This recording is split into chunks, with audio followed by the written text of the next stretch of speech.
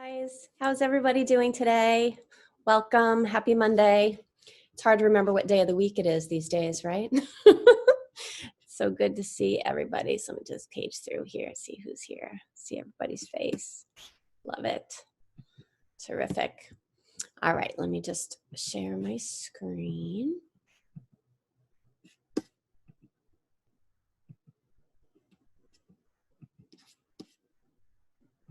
Okay.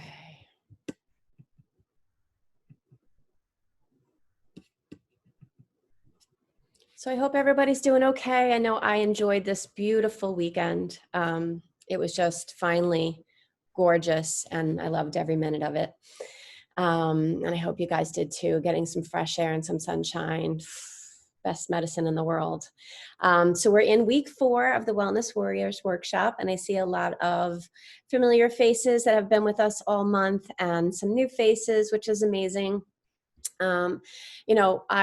I launched this program. I've been thinking about doing it for a year, and we rushed to get it out to offer it to everybody as soon as possible because I really wanted to be able to get this information out to all of you as I receive it. I think everybody in the medical field is just learning as we go, and it's been a whirlwind. And rather than be taking calls and easing fears one at a time, I thought this would be a great way to get the information out to you guys.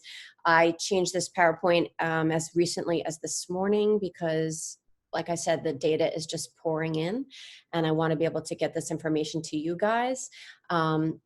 At the end, we're going to allow people to ask their own questions. So we're going to unmute you and let you ask more questions because I really want this to be a sense of community for everybody. We're also going to interview one of our patients has agreed to just kind of share her story about her family's recovery.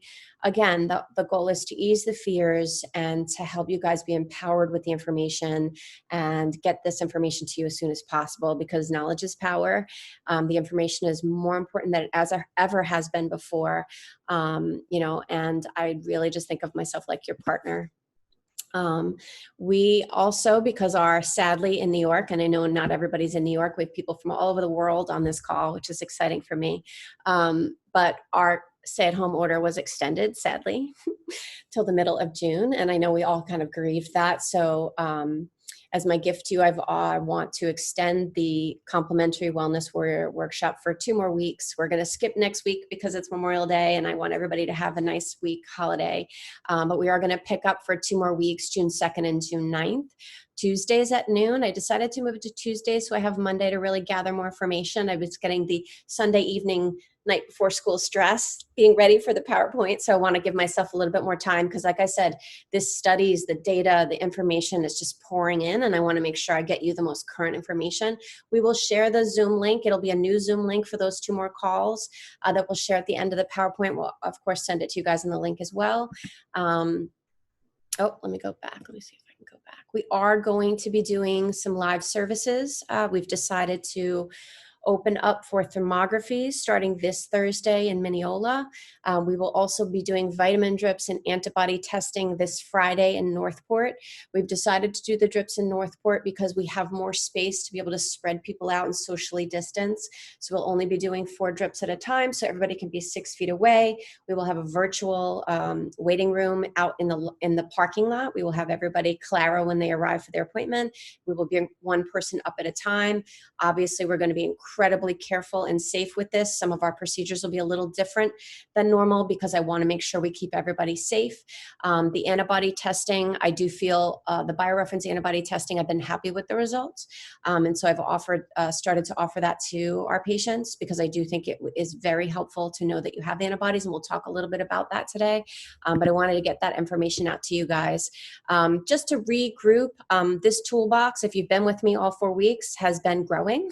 Every time I see a new piece of data or learn something from a patient, I include it in this, and then I am going to expand and talk about the new items today. Vitamin D has been something I've been harping on for 4 weeks straight. It's starting to get a lot of the studies I've been mentioning in the Wellness Warriors workshop are starting to get a lot of press and attention outside of this country. So I'm seeing in the UK, in Europe, in Pakistan, I'm seeing news articles, news stories being talked about. I don't understand why they're not talking about it in the United States. I do believe the vitamin D has been the key ingredient for my patients. As I've said before, luckily, knock on wood, it still holds true. We've been able to keep all of our patients out of the hospital. Even though they're getting sick, some of them getting very sick, we've not yet had one patient have to go to the hospital, which is huge. And everybody, all of my patients for all of these years have been on vitamin D. We're keeping those levels between 80 and 100. As I mentioned, if you come for antibody testing, I am going to be adding on vitamin D levels for my own, for you, obviously for your benefit to know that your levels are where they need to be, but also for me to learn. I do believe that the sunshine is starting to impact our vitamin D levels more now that the pollution has cleared. And so I want to start to research that with the patients and check their vitamin D to see if they're coming in at higher levels now that the sun is actually playing a bigger part. Zinc has been a very important part to boost the immune system and keep people safe and get people better quickly. Glutathione, we're going to talk about today. Glutathione has gotten a lot of attention in the press this week. Some case studies came out, some data came out. I use IV glutathione and always have. If you're a medical patient and you've gotten a vitamin drip, you've also gotten that little bag at the end, which is the IV glutathione. And IV glutathione is the most powerful antioxidant you make in your body. We're going to talk at length about glutathione in the slides coming up, but I just wanted to remind people kind of what that is and that is new this week. NAC, N-acetylcysteine, is another supplement. It's a precursor to glutathione. So again, a lot of data coming out this week. If we get people's glutathiones up, they're much less likely to get severe cases. It's much less likely to go to their lungs. And I think it's playing a big part in my patients' ability to recover. B12 and methylfolate, we touched a little bit last week in my belief that possibly the sicker patients, possibly the patients that are ending up with clotting disorders like strokes, and these children who are presenting with Kawasaki, that there may be a connection to toxins. So I'm going to touch a little bit about the genetics of toxins, how we test for MTHFR, and then the B vitamins, the role they play in treating that MTHFR gene mutation and potentially helping these patients be better detoxifiers. Vitamin C, we've been talking at length all 4 weeks about that. Healthy gut, healthy gut, healthy gut. We're, of course, going to touch on that. We're going to talk about vitamin drips. We talked a lot about medicinal mushrooms in the prior workshops. And then breath work we talked about as well. Now, all of these webinars are available on our blog. We have the PowerPoints that you can share with people. We have the actual webinars on YouTube that you can share with people. And I encourage, if you did miss a webinar, to go back and kind of retouch on those things. So, you know, I keep saying that we do have control, that we are not just a ticking time bomb. We're not sitting around, you know, waiting to die from this disease. Right now, we have time to prepare our bodies, to insulate, to feed, to arm the immune system to do what it's built to do, which is keep you safe. And whether it's cancer or the flu or a cold or this virus, there are tools that we have to boost the immune system, even though we're not, you know, unfortunately in our country, we're still not putting as much attention on this as I think we should be. I think our patients' experience speaks for itself in that we've been able to keep people well through this virus. And I wanted this information to get to you guys. I want to share with you stories that will inspire you to not be so afraid and know that you are doing things that if you do get this, you'll be okay. Hormonal balance is very important. Adrenal health is very important. Gut health, optimal nutrition, optimal strength, sleep hygiene, and toxic overload, I think are the points that we hit on that are keeping our patients safe. And I think that that's very important. Today, we're going to talk about some tools that help me to potentially predict the risk that somebody might be out of balance, that their immune system might be depleted, maybe that their genetics are not optimized, and then obviously the nutrients that we use to reduce that risk. So for me as a detective, when I'm getting to know a patient, I'm listening to their story, their symptoms, their history. You know, how was their health as a child? What's going on with their family health? Is there a lot of autoimmune disease or cancers? I listen to their symptoms. Are they tired? Are they less vital? Are they not sleeping? Are they anxious? And then I think about what natural means I have in my toolbox to kind of give them a recipe to reduce those imbalances, to optimize that immune system, that machine, and then to stay ahead of the curve, right? To stay ahead of getting the disease, whatever it may be, so that they can best combat it and get well and be nutritionally optimized. Thermography is something I wanted to touch on. I was going to speak at length about this today, but like I said, I tweaked my PowerPoint because there was some really exciting things that came out over the weekend that I really felt was more important to talk about. I am going to speak about thermography at length in the next PowerPoint, but thermography is a temperature study. So you're starting to see it on the news that they're planning to bring in thermography cameras like we use in the office as temperature checks. So in the airport, they're going to have a thermography camera that's literally scanning. So you could walk by a camera and I could point that temperature probe right at your forehead and tell who has a fever and who doesn't have a fever. So you're going to start to see this. It's going to gain a lot more popularity because you're going to see them in airports. They're being encouraged to get them in buildings to screen people. Now, it's not a perfect science because not everybody who has COVID has a fever. They're hoping that at least if they can identify the fever, that they can turn those people away and minimize exposure. What I said was the people who are having hot flashes are really going to have some problems getting around town when they implement this because, like I said, it's not a perfect science. So if I take a picture of somebody getting a hot flash, it looks like a fever. So kind of keep that in the back of your mind. But it basically shows us a pattern of inflammation. So for me, this is a priceless study. I encourage all my patients to do thermography because it gives me so much information. This is an example of a full body thermography, and we can see patterns like carotid inflammation. If you look in the neck, we could see inflammation in this patient's carotid arteries. We can see this years before they're going to have a problem like a heart attack or stroke. I would say decades before they could potentially have a cardiac problem. Spinal inflammation. We may be seeing some inflammation in the bottom of the lungs on this patient here as well. I never noticed that before till now. This is a picture of phlebitis in the leg here. Varicose veins show up very well. We've got some joint inflammation in this left ankle. This is a picture of gut inflammation. So we know that 80% of the immune system lives in the gut. And we've been talking a lot about gut health, and we've been talking about food sensitivities and leaky gut. And this person who has this leaky gut in this picture is in trouble. I would definitely say they have a gluten sensitivity. They might even have a dairy sensitivity because we could see both inflammation in the small intestines as well as the large intestines, potentially up. We don't have a great picture of the esophagus up here, but it looks like up into the stomach from what I can see.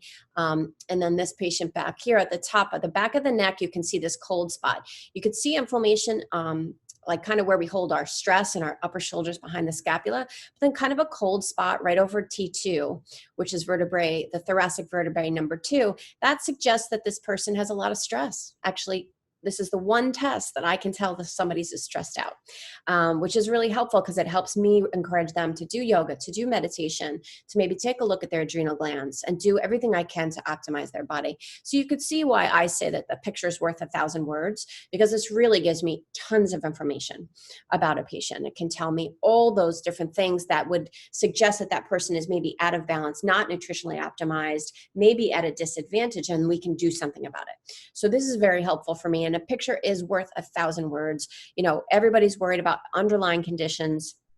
We're finding all these patients that are getting very ill, some of them even, you know, dying from this disease, and they supposedly had no underlying conditions. And I will tell you from my experience with patients just coming to me for prevention that we find underlying conditions, and that's what we want to do. We want to find them before they cause a problem. Sometimes we find them, I think, years before they actually develop into a full-blown disease. And that's much easier to treat when you're catching them at that stage. So MTHFR, if you are a patient and you've had the new patient workup, you know about the MTHFR, and I'm going to bleep myself here, but it's the mother bleeper gene. Can't bleep myself very well, but you guys look at the initials and you can spell it out for yourselves. That's like the accepted abbreviation. Everybody, if you said that to a cardiologist, he's going to know exactly what you're talking about, right? I have that bleep gene. It's the gene that allows us to detoxify. So I screen every patient that walks through my door for this. This is an example of my result from way back when. And you can see there's two genes. There's the MTHFR-A gene, and then there's the MTHFR-C gene. I happen to have a heterozygous mutation on the MTHFR-C gene, which is the more active gene. So the C gene's a little bit more serious. It's a little bit more active. It's the one that I worry a little bit more when I see that mutation. A heterozygous means that you have one mutation from one parent. Homozygous means you have the same mutation from your mom and your dad. So you happen to get I call it the double whammy. You happen to get the same mutation from mom and dad. So a lot of patients will have one. You can have one of each. So we call that a compound heterozygous mutation. And only twice in my career have I ever seen anybody have 3 mutations. They just happen to get one of each, and then a double homozygous mutation. Obviously, that would be a very significant mutation for somebody to carry. They're all important, right? So yes, one may be a little bit more significant than another. One may be more active, more have the ability to potentially cause more havoc in a body, but the treatment is the same no matter what you have, and that's your methylated B vitamin. So that's going to be that methyl B12 that has both methyl B12 and methylfolate that I have everybody putting under their tongue, right? Goes right into the bloodstream. It helps with memory. It helps with attention. It helps children with ADD, and it helps us detoxify better. So I have a little diagram that if you've gotten our new patient binder, you all have this somewhere. Even the ones from like 10 years ago had this in there. It's been tweaked a few times, but basically biochemistry is a little complicated. So this is my simplified version of what the MTHFR, what does it matter? Like, why do we care, right? Why do I care so much about this gene? This MTHFR gene is here, and it makes an enzyme that converts our amino acids into serotonin and dopamine. Okay, so serotonin and dopamine, there are happy hormones. Those are what help us stay happy. They control anxiety. They control depression. They help us sleep at night. So they're very important. And the MTHFR gene, when not working properly, if you have a mutation, everything's a little slow to convert, right? It's just slow to convert. So if you have a more serious mutation, you're a little bit slower than me, who only has one mutation. The wheels, imagine all these wheels sort of fueling themselves, rolling off each other, okay? The folate, which is foliage, leafy greens, right? Spinach, kale. This is why I'm harping on the green smoothies for all these years, right? Leafy greens is methylfolate, natural foliage, what nature designed for us. That is going to feed this gene and make it work better. The other nutrient is methyl B12. Now, there's 3 kinds of B12s. There's methylcobalamin, cyanocobalamin, hydrocobalamin. Methylcobalamin is the one that feeds this gene best, okay? If you have a gene and you're taking cyanocobalamin or hydrocobalamin, your levels are going to look good in your blood work, but it's not going to be working the best that it can on this gene and optimizing your genetics to make you a better detoxifier. So that's a big piece of information. Methylfolate, okay, so folate is nature. Folic acid is the pharmaceutical industry's attempt at copying Mother Nature. And you know, we are never as smart as Mother Nature, obviously. Look at what we're in right now. Folic acid is cheaper. It's a lot cheaper. So a lot of not great brands of vitamins are still adding folic acid. A lot of prenatals have folic acid. A lot of foods like cereals and breads, they still add folic acid. I advise my patients to try to avoid folic acid and always stay with folate, methylfolate, nature. Leafy greens, check those vitamins, make sure it says methylfolate, make sure it says methylcobalamin, okay? These 2 key nutrients then help methylate, okay? They help keep SAMe up, which helps us keep our moods up.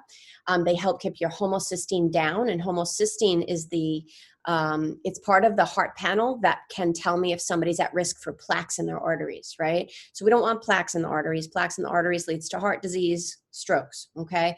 We want even plaques in the legs, decreasing circulation to the lower extremities. We want to keep heart disease down, okay? So B vitamins, the right B vitamins help feed this gene and reduce risk for heart disease.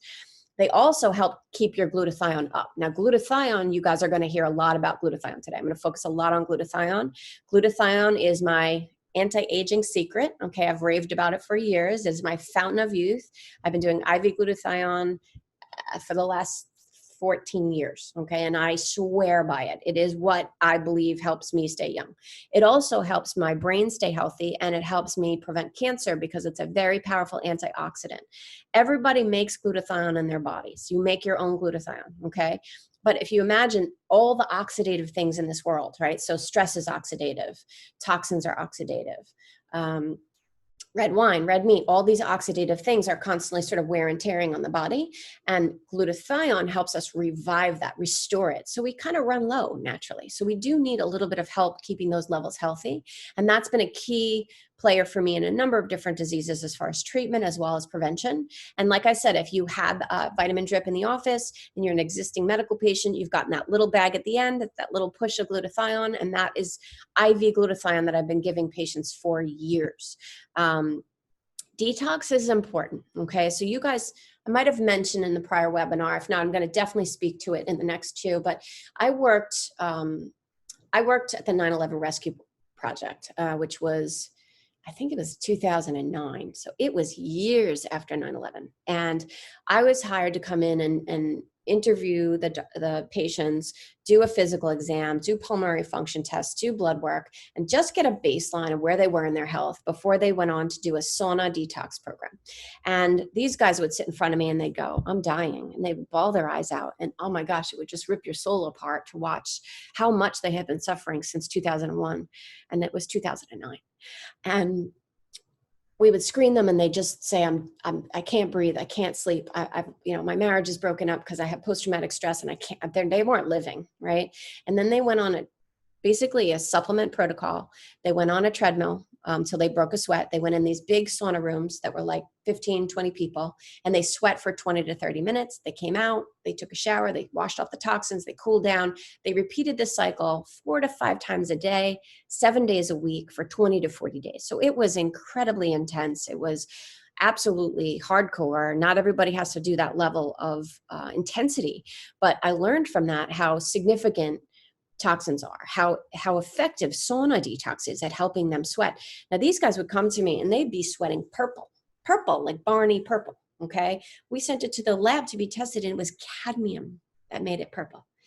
And we tracked it back to cell phone batteries that were disintegrated, so many cell phone batteries, right? And they were breathing it in and it was in their body that many years later. Just let that soak in for a minute. Now, back then when I worked at this program, they would come to me at the end of the program to be medically cleared. And they'd bounce into my office and one guy would be like, I feel like I'm 18 again. And I'm looking at my notes saying he felt like he was dying. And this guy bounces in and says, I feel like Superman. And I look at my notes and he was bawling his eyes out because he couldn't live this way.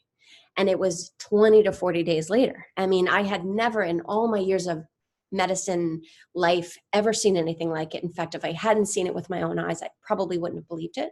I even got News 12 to come in and do a story on it because I was just like, we have to get the word out to people that this is possible.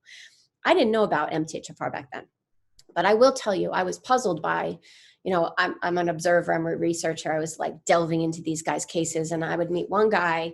I remember this one kid, he was like 23 years old, 24 years old, maybe a little older, 20s, and it was his first 9/11 was his first day on the job, and he was sick as another 40-year-old firefighter who had been on the pile for 3 months. And I couldn't reconcile that in my head. I couldn't make sense out of like, why was this guy one day and he was sicker than the guy that was there for 3 months? I didn't know what to do with that information. I now look back on that and know that kid who was so sick after one day probably was homozygous for the MTHFR gene, C gene. So his body just he was fragile. He couldn't handle the toxins, right? And he got just as sick as it took another guy 3 months to get that sick.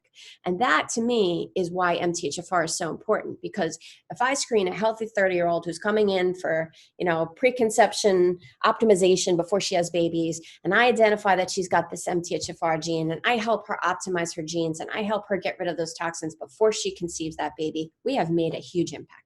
Right. And so that's why the MTHFR gene is so important to be screened for. It is so important to know what your particular mutations are. And it is so important to keep taking that little pink pill, that little B12 that has methylfolate and methylcobalamin. I do it under the tongue because I know it's going right to the bloodstream, right? I'm not going to take any risks that your gut's not good that day and you're not going to absorb that.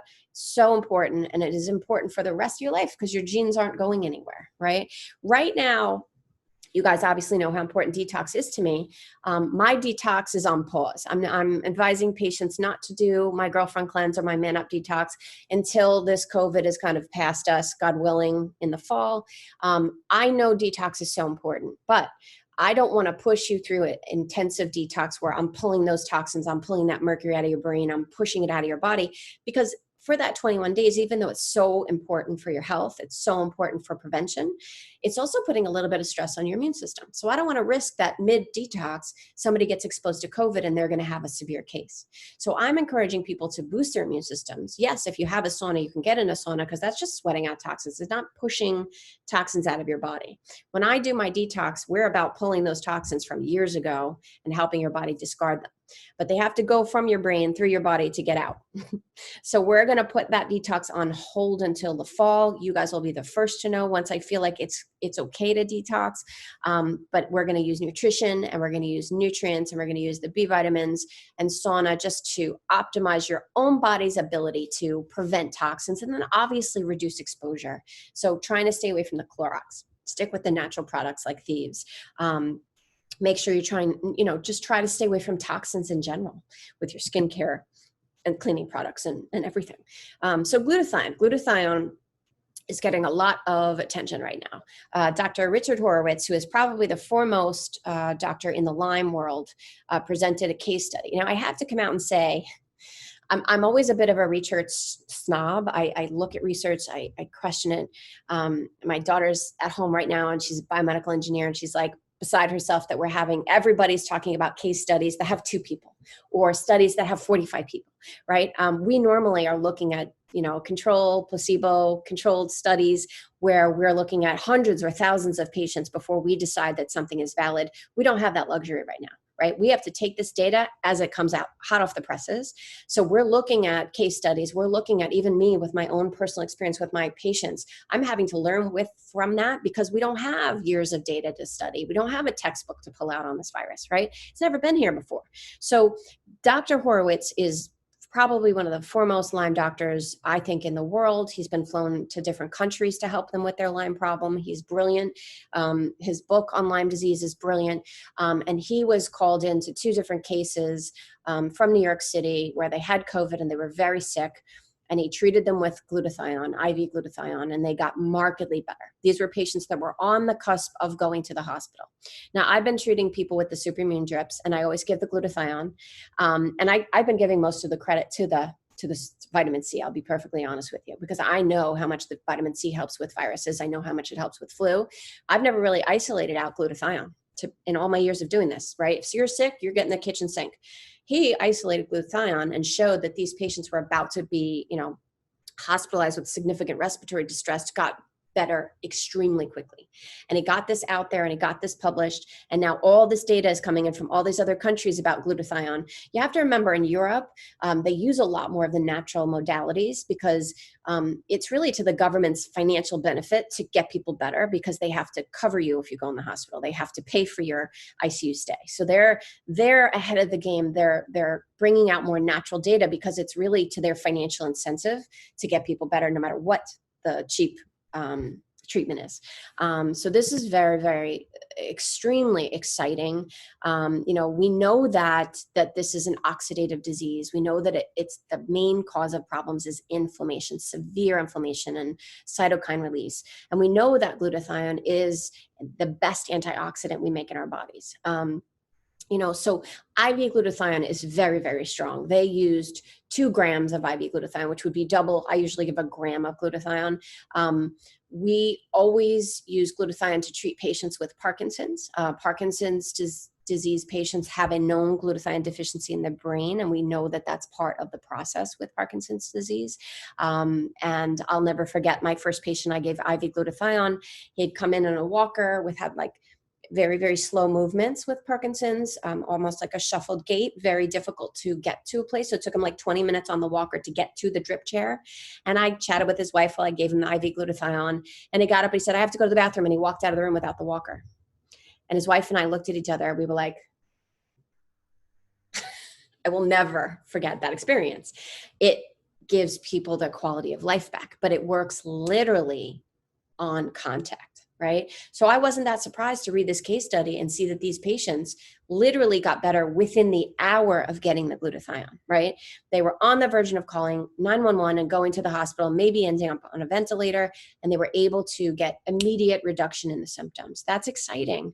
So I've probably been getting these results with my patients, but I've been attributing the success to the vitamin drips, whereas IV glutathione is something that It's quick. It only takes 10 minutes to give. It's relatively inexpensive. And we can also raise the levels with oral means, right? So we can give PO glutathione, so glutathione in a pill, which I'm going to show you the bottle in a second. And then we can give something called N-acetylcysteine, which is a pill as well, which is a precursor to create glutathione. So it's almost like giving your body what it needs to make more glutathione. So these are simple things everybody can do at home, which is why I wanted to get this out there to you guys right away, because it helps you detoxify. So if toxins are playing a part in, why is one person dying and another person doing okay? I definitely believe toxins are involved in this, okay? Antioxidant, antioxidant, antioxidant, anti-cancer, all good, right? Deficiencies linked to brain disease. We know that this disease affects, it's neurologic, right? People are getting strokes. They're losing their sense of smell, which means it is affecting their olfactory nerve. That is a neurologic symptom, okay? So if we can use an antioxidant that we know works powerfully in the brain, we can have a good impact on this, okay? MTHFR, if you have a mutation, your risks are high to have low glutathione. So let's just give it back to you. And then, of course, I love my fountain of youth. Very important.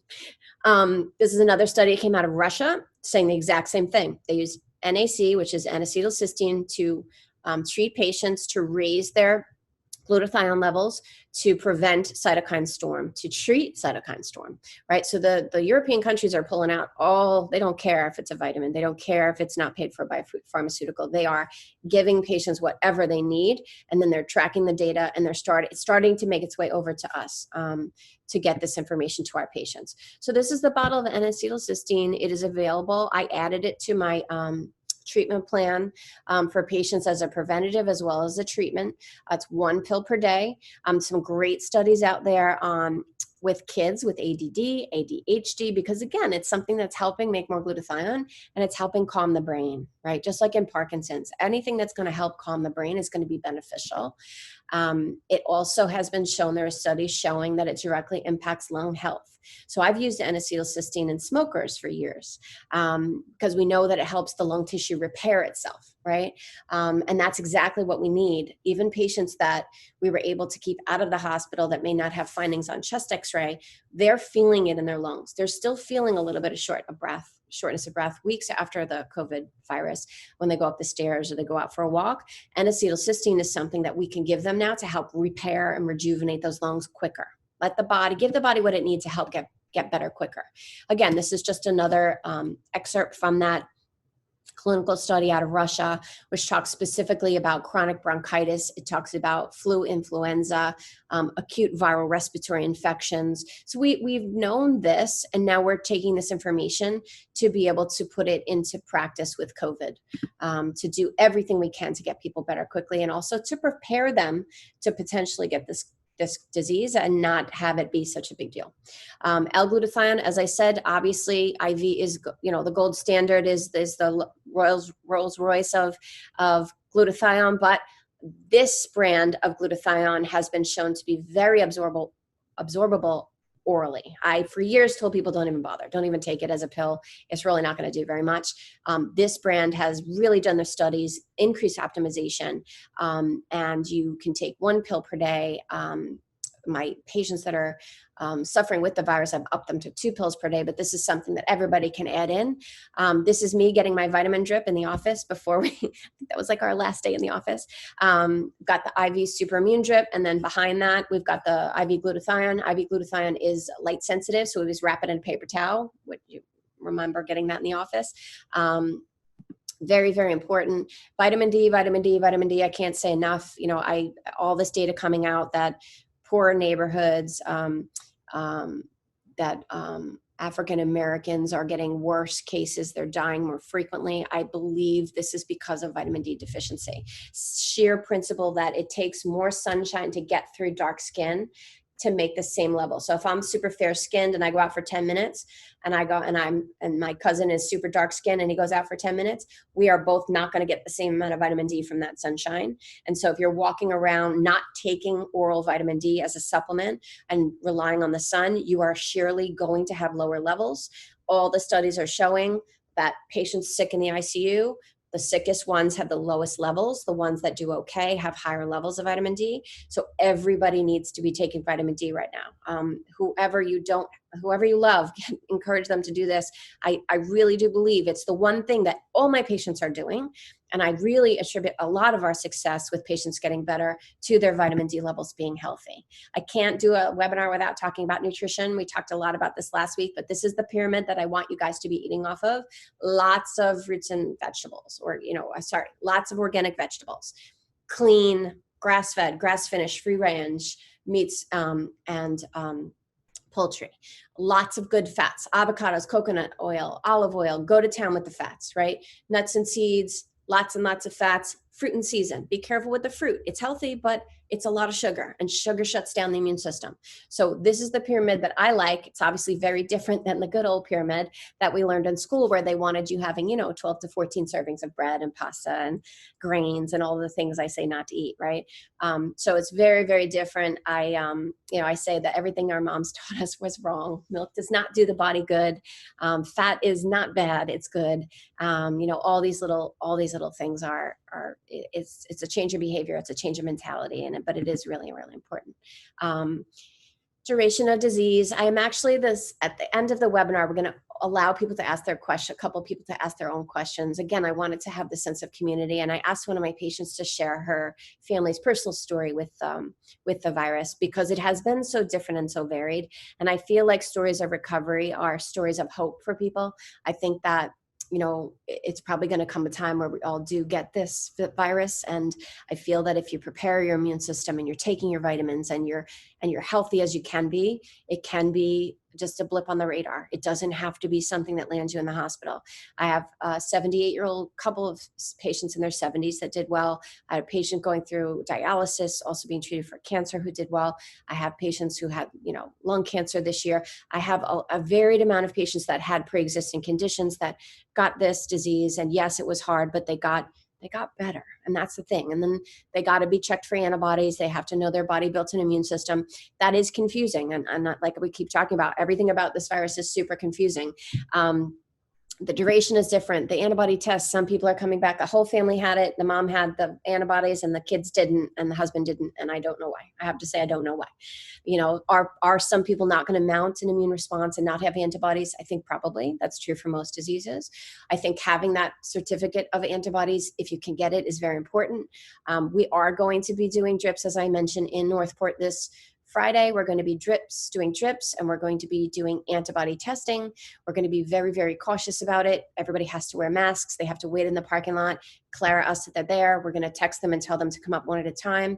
We're going to be doing socially distanced in strips, separated, and we're going to be doing the antibody testing just to get this information to people as soon as we can.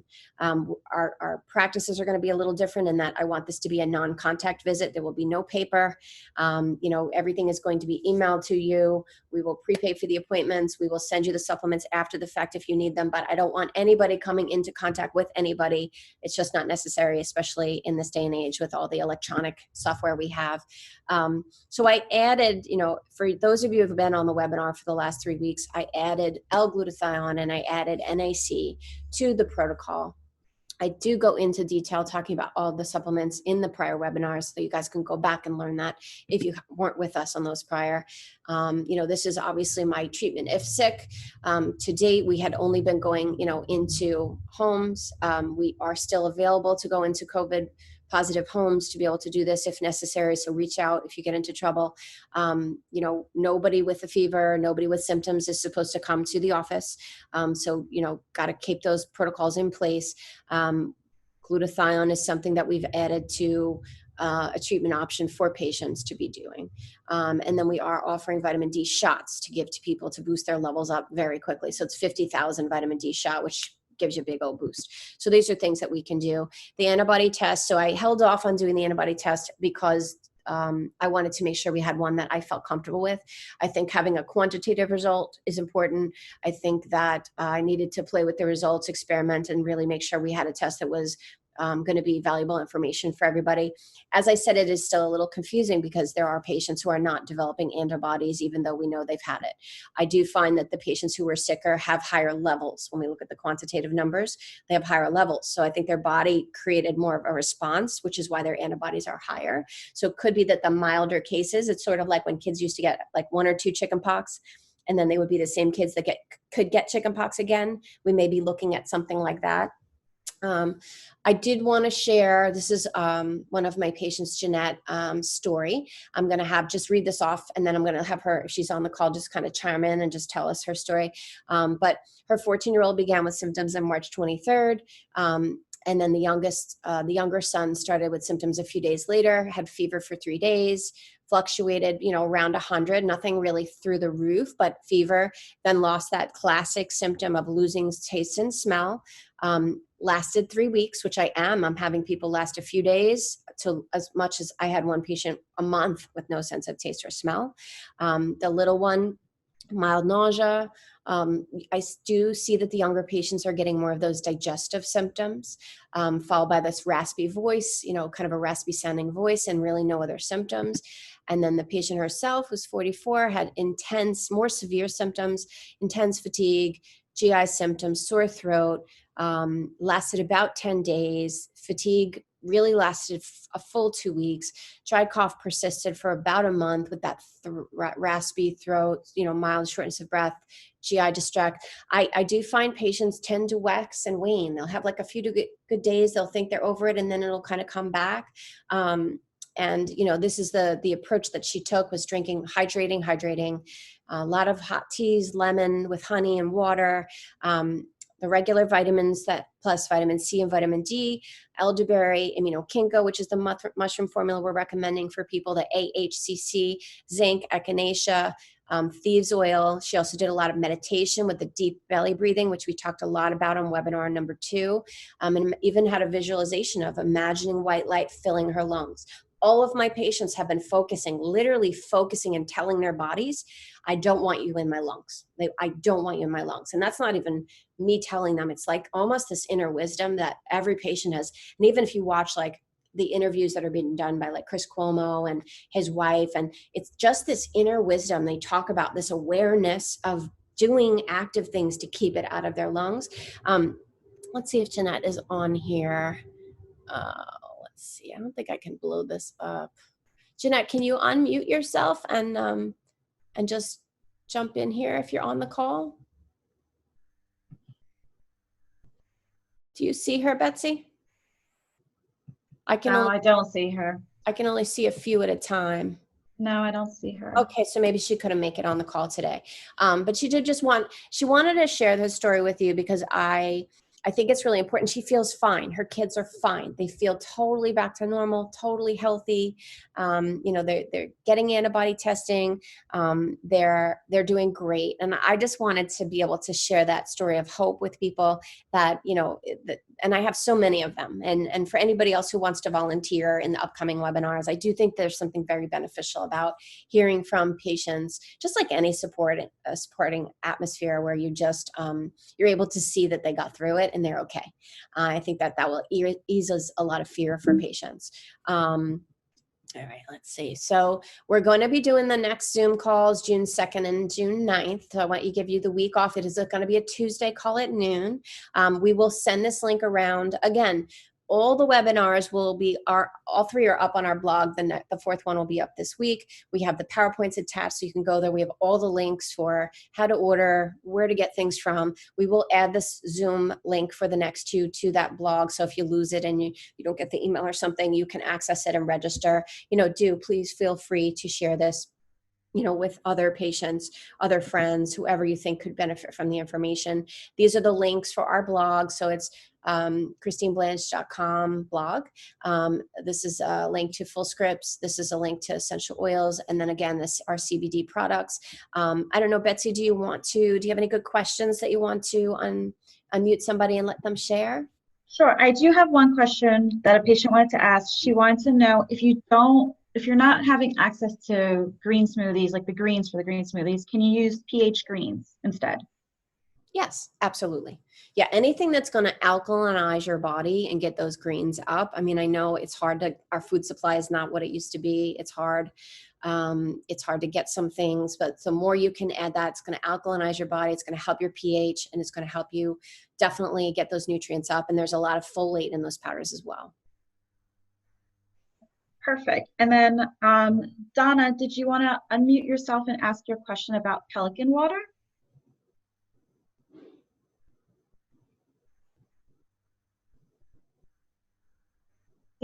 Is it easier for me to do it? If you look at the bottom left, you can see unmute. Who is it who's asking? Donna? There we go, I think. Got it. Hi. How are you? Okay, how are you doing? Good, thank you. I'm asking this question for Karen because you originally told her that the Pelican, what is it, the whole house water care treatment, wants to know if it's just good for cooking and bathing, or is it good for drinking? And is it? Good question. I'm not familiar with the Pelican system. I use the Pure 2.0 water system, which is a system that triple filters and then it alkalinizes the water. And what they do is they do a water system under your sink in the kitchen that you would then use the alkaline water for cooking and drinking. And then there's a whole house system, which doesn't alkalinize the water because it's really not necessary to be bathing in alkaline water, but it does filter out the toxins, the heavy metals, all that kind of stuff. So it could be that the Pelican system is similar to the Pure 2.0. I'm not sure that brand. I had the Pelican, maybe she's confused, but she was interested in the one you have, I guess, Pure 2.0. Yeah, and that's pure20.com. Antonio and Missouri are the owners of them. I trust them. I literally had got one for every office I'm in, as well as every family member. I absolutely swear by it. And you put it under your sink? Mm-hmm. And you have one for the whole house too?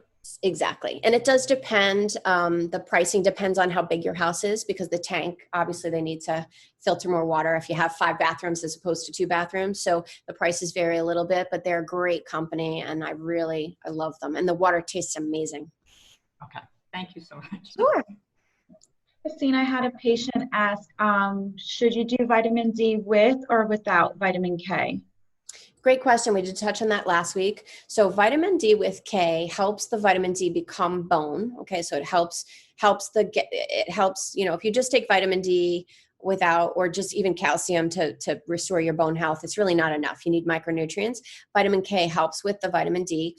I shy away. I use regular vitamin D. If you notice from my recommendations, I usually don't use the vitamin D with K because my patients eat a lot of vitamin K. So they're doing the leafy greens, they're doing the kale, the spinach, they're getting a lot of vitamin K from their diet. And vitamin K does, in patients that have MTHFR, there's a little bit of a propensity for clotting. So you're at slightly higher risk for things like, pulmonary embolisms and clots and things like that. And so I hesitate, do no harm kind of mentality to add additional supplementation of vitamin K. So I do plain vitamin D, and I get my K from my diet. Great.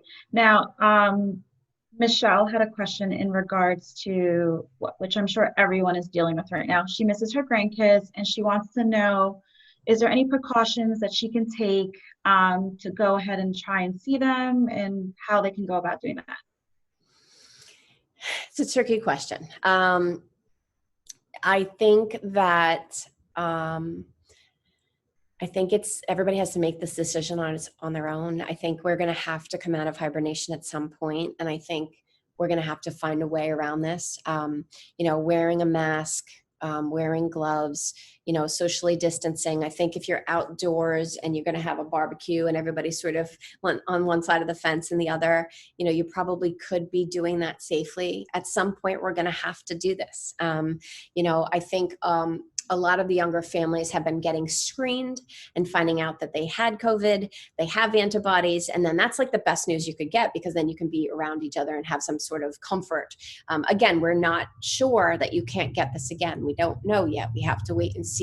There are some things being said that could suggest if you had a mild case that you maybe could get it again. I just don't know. Like I said, I've never said I don't know about so many things in my life.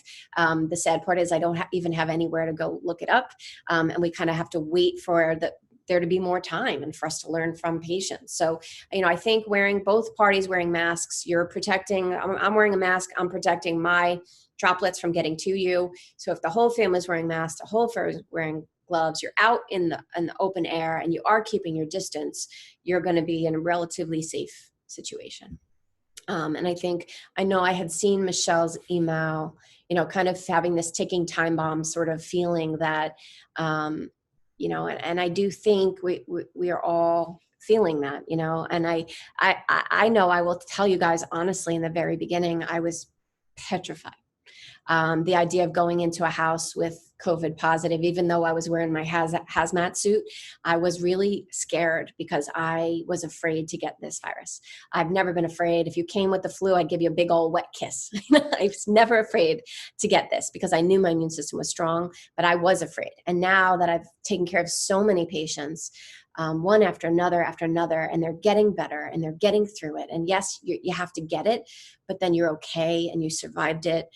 I think that has given me tremendous peace of mind that I feel safe and I feel like, yeah, I'm probably going to get this at some point, but I know my immune system's ready for it. And I've been getting my drips every week. I taught my 23-year-old daughter to do an IV on me. She got it on the second try. But I feel safe now. I feel like I'm taking my vitamins every day. I never miss my vitamins. And I've told you guys over the years, I'm a terrible pill person, ironically. I have to have my little packets or my little pill box ready right on the way out the door. I'll forget to take it. And I feel much safer. And I feel that, yes, I think all of us are probably going to have to encounter this.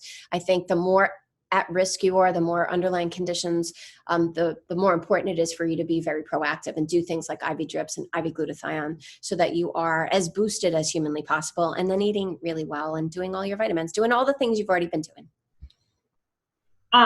I know you touched on this during the call, but the L-glutathione, I know the orthomolecular brand was what you really recommended because you've seen great results with that. Is there any other type of brands that you would recommend, or is it worth it to get it?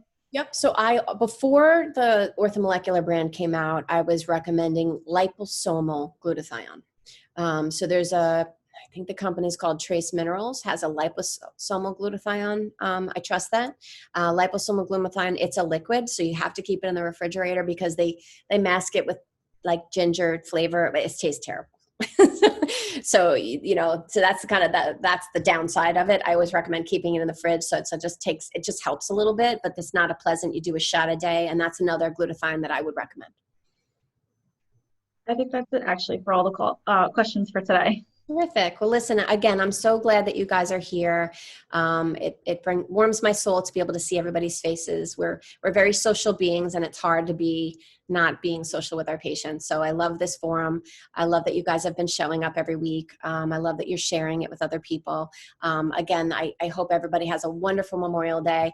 If you want to text the office, if you do need an appointment, we just have that one date open right now for this Friday for drips and antibody testing. And then we do have thermography open in Mineola. So you can text us if you want to get in that schedule. We're going to be making it easier to book online for yourself in the next week, really in the next couple of days. So you can keep that in mind. As we open dates, it'll be available in the calendar.